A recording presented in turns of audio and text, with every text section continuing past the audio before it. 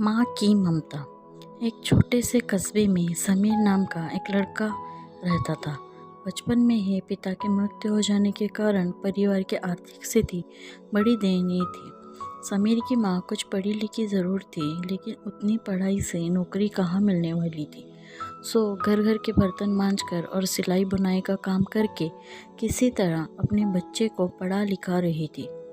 समीर स्वभाव से थोड़ा शर्मीला था और अक्सर चुपचाप बैठा रहता था। एक दिन जब वो स्कूल से लौटा तो उसके हाथ में एक लिफाफा था। उसने माँ को लिफाफा पकड़ाते हुए बोला, माँ, मास्टर साहब ने तुम्हारे लिए चिट्ठी भेजी है, ज़रा देखो तो इसमें क्या लिखा है।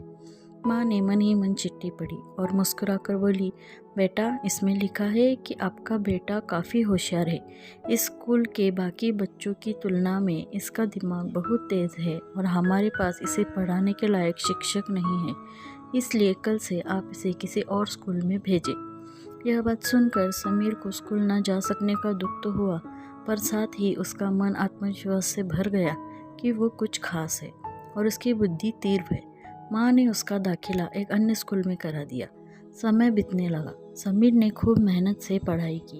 आगे चलकर उसने सिविल सर्विसेज परीक्षा भी पास की और आईएएस ऑफिसर बन गया। समीर की माँ अब बूढ़ी हो चुकी थी और कई दिनों से बीमार भी चल रही थी और एक दिन अचानक उनकी मृत्यु हो गई।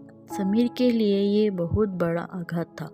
वह बिलक बिलक कर रो पड़ा। उसे समझ नहीं आ रहा था कि अब अपनी माँ के बिना वो कैसे जिएगा।